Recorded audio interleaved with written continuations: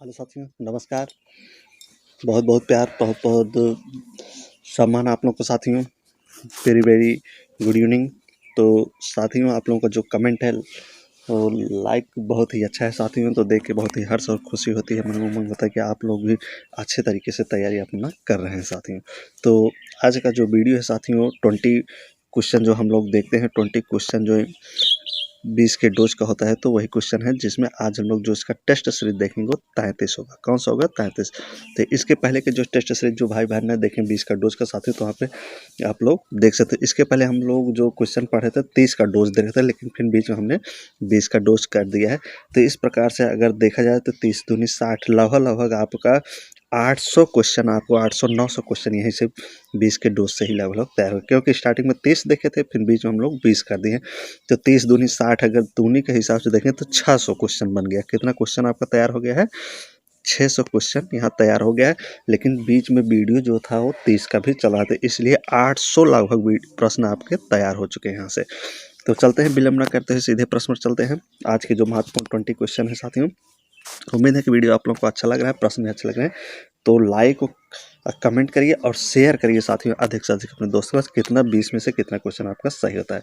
तो देखते हैं, मिथिला चित्रकला कि किस कलाकार को सर्वप्रथम पद्मश्री मिला। कह रहा है को मिथिला चित्रकला न, मिथिला की कौन सी वो कलाकार हैं जिन्हें सबसे पहले कौन सा पुरस्कार मिला? पद्मश्री पुरस्कार मिला है।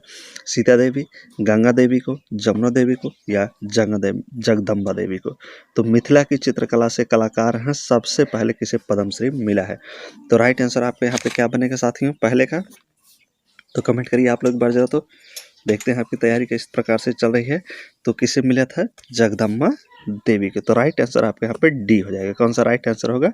डी। जगदम्बा देवी को सबसे पहले 1975 में, कब? 1975 में, 1975 में पद्मश्री पुरस्कार मिला था। मधुबनी पेंटिंग से इनका संबंध है, जगदम्बा देवी का। अगला है, मिले सुर मेरा तुम्हारा। दूसरा प्रश्न है, मिले सुर मेरा तुम्हारा एक गीत था। क्या था साथियों? गीत था। किसने लिखा था इसे? प्रसून जोशी, पीयूष पांडे, गुलजार, या भीमसेन जोशी। तो 2 नंबर देखिए, तो 2 नंबर का जो राइट आंसर होगा क्या होगा साथियों यहाँ पे? मिले सुर मेरा तुम्हारा। तो राइट आंसर यहाँ पे जो आपका बनेगा साथियों, तो क्या बनेगा? तो पीयूष पांडे के ये लेखा थे न, इसे लिखने वाले कौन थे? पीयूष पांडे। मिले सुर मेरा तुम्हारा न, ये लेखक पीयूष पांडे हैं। भीमसेन जोशी और अशोक पाटकी ने इसे कंपोज किया था। इसमें और जो 2 नाम देख रहे हैं आप लोग, तो ये जैसे भीमसेन जोशी हो गए न, और भीमसेन जोशी और अशोक पाटकी, ये 2 इसे कंपोज किए थे साथियों। तो 15 अगस्त 1988 को प्रधानमंत्री के भाषण के बाद इसे प्रसारित किया गया था, इस गाने को। कब? 1988 में, 1988 में इस गाने को प्रसारित किया, जब प्रधानमंत्री का भाषण चल रहा था 15 को, तब 1988 में। तो राइट आंसर यहाँ पे बी बन जाएगा। अगला है आपका, कौन सा कलाकार प्रिंट मेकिंग से संबंधित है? इनमें से कौन सा एक कलाकार है जो प्रिंट मेकिंग से उसका संबंध? नागजी पटेल का, जयकृष्ण अग्रवाल का, एपी गज्जर का, या जेएम अहिवासी का। तो किसका संबंध है प्रिंट मेकिंग से? तो 3 नंबर क्वेश्चन देखिए, तो 3 नंबर का राइट आंसर साथियों क्या हो जाएगा? प्रिंट मेकिंग कलाकार से इसमें किसका संबंध है? तो जयकृष्ण अग्रवाल जी थे। ये प्रिंट मेकिंग से इनका संबंध है ना। ये कला शिक्षा कहाँ से पाए थे? लखनऊ से। जयकृष्ण अग्रवाल जो थे साथियों, तो कला शिक्षा लखनऊ से हुई थी इनकी। Slade School of Art London और कला एवं शिल्प महाविद्यालय लखनऊ में, स्कूल का नाम था Slade School of Art London और कला एवं शिल्प महाविद्यालय लखनऊ से ने अध्ययन किया, और वहीं ये प्रधानाचार्य पद पर रहे। कब? 2001 में। 2001 में वहाँ पे क्या हो गए थे? प्रधान पद पर भी ये नियुक्त हुए थे। तो अगले है 4 नंबर देखते हैं। 4 का जो राइट आंसर होगा क्या होगा? प्राचीन विक्रमशिला विश्वविद्यालय कहा है। जो प्राचीन विक्रमशिला विश्वविद्यालय है साथियों, किस नगर में स्थित है? कहाँ है ये? किस नगर में? रांची में है, भोजपुर में है, दरभंगा में है, या भागलपुर में है। तो 4 नंबर का देखिए, तो 4 नंबर का बहुत ही बढ़िया क्वेश्चन है साथियों। ये भी न, प्राचीन विक्रमशिला विश्वविद्यालय कहाँ है? तो ये पड़ेगा आपका भागलपुर, बिहार में। तो भागलपुर कहाँ है? ये बिहार में, तो वहीं पे ये पड़ेगा न, बिहार प्रांत के भागलपुर जिले में स्थित है। विक्रमशिला विश्वविद्यालय की अगर स्थापना महाविहार के रूप में धर्मपाल ने किया था। यह जो बिहार था, इसकी स्थापना किसने किया था? धर्मपाल पाल ने। किसने किया था? धर्मपाल ने। न अगर देखा जाए साथियों तो बख्तियार खिलजी ने 1993 में इसे नष्ट कर दिया था। बख्तियार खिलजी जो था न 1193 में इसे क्या कहते विक्रमशिला को नष्ट कर दिया। अगला है धर्मपाल इसके संस्थापक थे। अगला है 5 नंबर देखते हैं भारतीय संस्कृत संबंध परिषद। भारतीय संस्कृत संबंध परिषद का संस्थापक कौन था? कपिल वात्स्यायन थे, डॉक्टर कर्ण सिंह थे, मौलाना अबुल कलाम आज़ाद या डॉक्टर अबुल कलाम थे? ना तो भारतीय संस्कृत संबंध परिषद का संस्थापक कौन था इसमें से? तो कौन हो जाएंगे राइट आंसर आपका यहाँ पे? तो मौलाना कलाम आज़ाद हो जाएंगे, मौलाना अबुल कलाम आज़ाद। तो राइट आंसर आपका यहाँ पे सी हो जाएगा। भारतीय संस्कृत संबंध परिषद साथियों मौलाना कलाम आज़ाद हुए थे। ये न वे 9 अप्रैल अगर देखें तो 1950 से 22 फरवरी 1950 तक इनका कार्यकाल रहा और उसके अध्यक्ष रहे थे ना 1950 लेकर 1958 तक। 1950 से लेके 58 तक ये इसके अध्यक्ष रहे। अगला है भाभा परमाणु अनुसंधान केंद्र। 6 नंबर देखिए भाभा परमाणु अनुसंधान केंद्र कहाँ पर है? भाभा परमाणु अनुसंधान केंद्र कहाँ पर स्थित है? पुणे में है, मुंबई में है, हैदराबाद में है या ट्रम्बे में है? तो भाभा परमाणु अनुसंधान केंद्र कहाँ है साथियों? तो कहाँ पर पड़ेगा साथियों इस चारों ऑप्शन में से? कमेंट एक बार जरा आप लोग कर दीजिए। तो कहाँ पड़ेगा? ट्रम्बे। ट्रम्बे कहाँ है? महाराष्ट्र में। कहाँ है ये? महाराष्ट्र में है ट्रम्बे। तो ये वहाँ पे पड़ेगा। भाभा परमाणु अनुसंधान केंद्र जो है ट्रम्बे, जिसे मुंबई भी कहा जाता है, स्थित है। यह भारत सरकार के परमाणु ऊर्जा विभाग के अंतर्गत आता है। यह जो है ट्रम्बे साथियों भारत सरकार के परमाणु ऊर्जा विभाग के अंतर्गत आता है न। इसे स्थापित किए थे होमी जहांगीर भाभा ने। कब? 1944 में। अगर देखा जाए तो 1944 में इसकी स्थापना की 1944 1944 में। अगले प्रश्न में बढ़ते हैं रैम किसका संक्षिप्त रूप है? जो रैम है किसका संक्षिप्त रूप है न? तो 7 नंबर देखिए यहाँ पे 7वां रैपिड एक्सेस मेमोरी का, रैंडम एक्सेस मेमोरी का, रेलिंग एक्सेस मेमोरी का, रैपिड रिक्वेटेड मेमोरी का।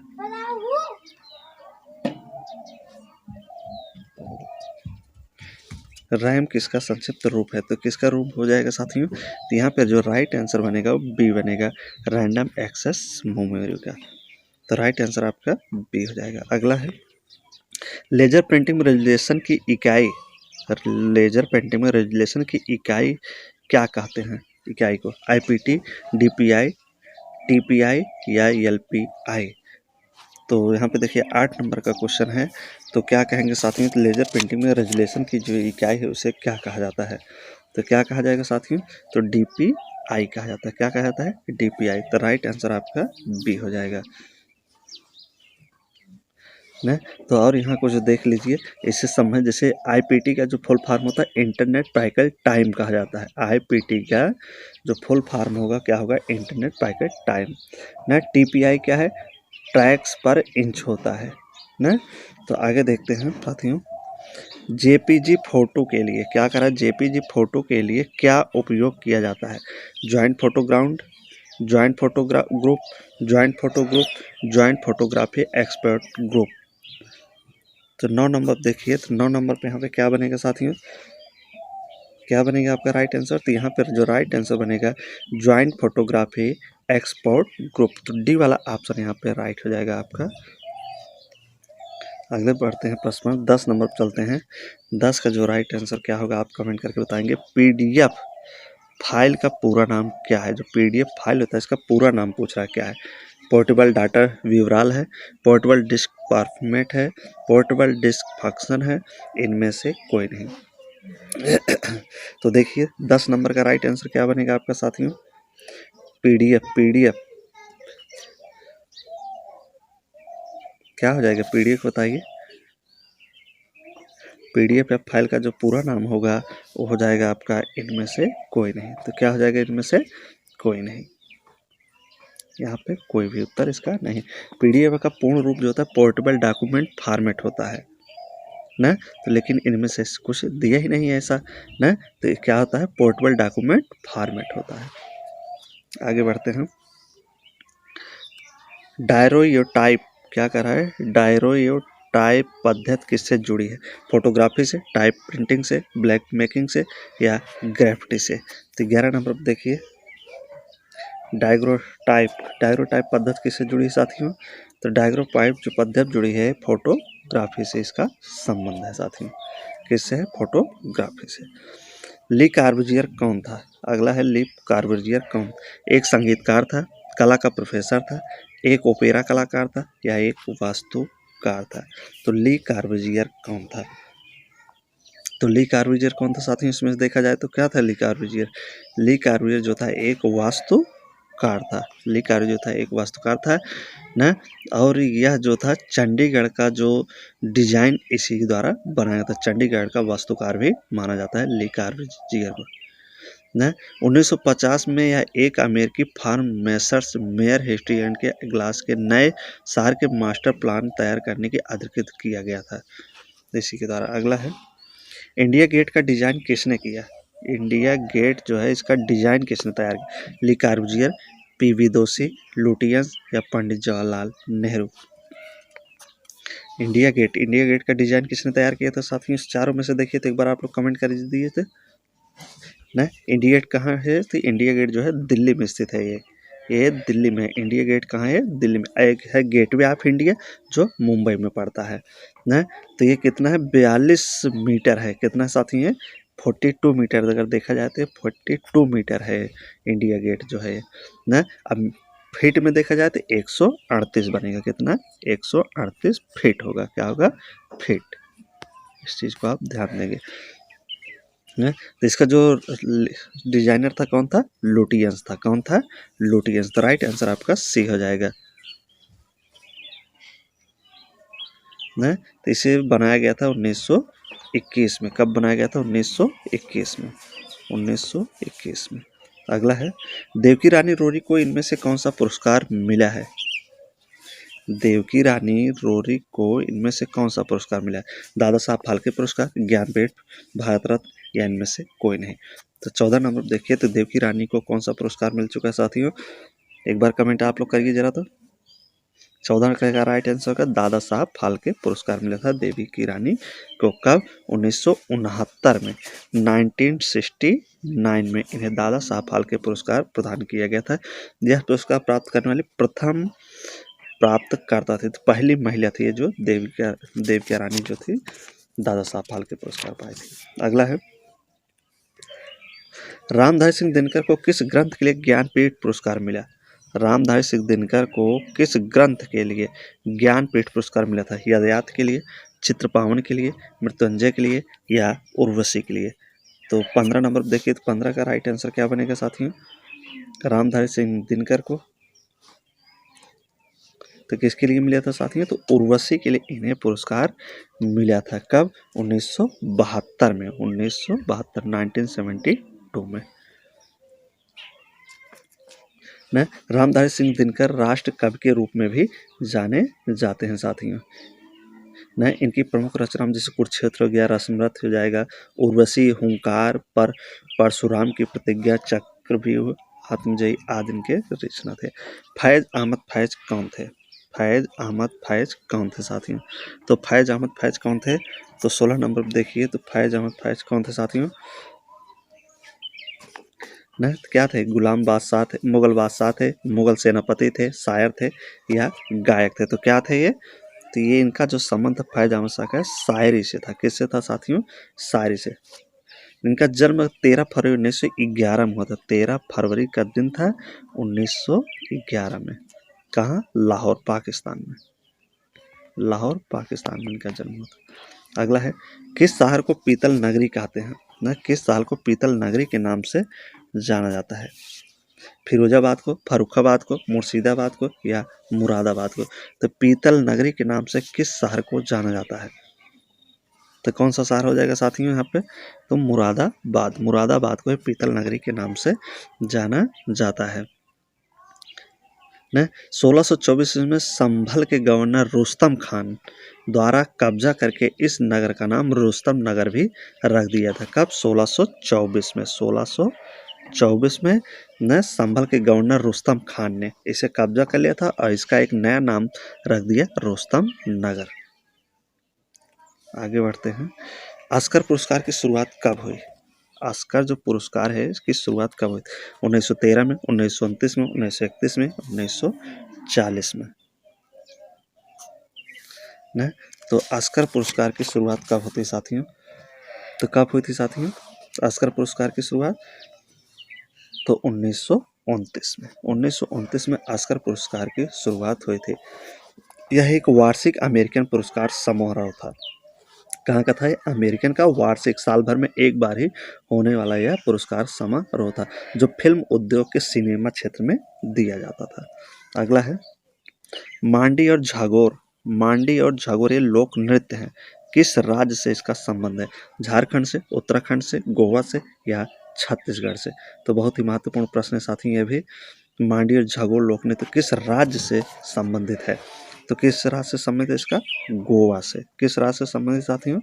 गोवा। गोवा न, गोवा से इसका संबंध है मांडी और झागोर का। तो दोनों पूछा जाता है। इसके बिहू भी पूछा जाता है। तो बिहू जो है साथियों कहाँ है? असम का है ना। गुजरात का इसी समय देख ले, गुजरात का प्रमुख नृत्य क्या हो जाएगा? गरबा और डांडिया होता है गुजरात का। पंजाब का क्या होता है? भांगड़ा और गिद्धा होता है ना। महाराष्ट्र का क्या होता है? तमाशा, लावनी। पश्चिम बंगाल क्या होता है? काठी, गंभीर, ढाली, ये सब है। मेघालय लाहो बंगला है। तो इसी प्रकार से तमाम। तो अगले देखते हैं। और आज का आखिरी और लास्ट क्वेश्चन है, प्रसिद्ध महाकाव्य कामायनी। प्रसिद्ध महाकाव्य क्या है? कामायनी के लेखक पूछ रहा है कौन है? गोपाल सिंह नेपाली हैं, आचार्य शिवपूजन सहाय हैं, हरिवंश राय बच्चन है या जयशंकर प्रसाद है? तो कौन हो जाएंगे साथी यहाँ पे? प्रसिद्ध महाकाव्य कामायनी के लेखक कौन है? तो जयशंकर प्रसाद हो जाएंगे। कौन है? जयशंकर प्रसाद है ना। जयशंकर प्रसाद ने इसका प्रकाशन कब कराया था? तो 1936 में। 1936 में इसका प्रकाशन कराए थे साथियों। तो इस साहित्य में तुलसीदास की रामचरितमानस के बाद हिंदी का दूसरा अनुपम महाकाव्य कामायनी को ही माना जाता है साथियों। तो ये रहा साथियों आज के 20 मोस्ट इंपॉर्टेंट क्वेश्चन। उम्मीद है कि सारे प्रश्न वीडियो आप लोगों को अच्छा लगा होगा। तो वीडियो अगर अच्छा लगा तो आप प्यारा से लाइक करेंगे। लाइक करने से आपका कुछ जाता नहीं है साथियों। और वीडियो को अधिक से अधिक मात्रा में दोस्तों, सगे संबंधी मित्रों के पास शेयर भी करिए साथियों। तो बहुत बहुत धन्यवाद साथियों।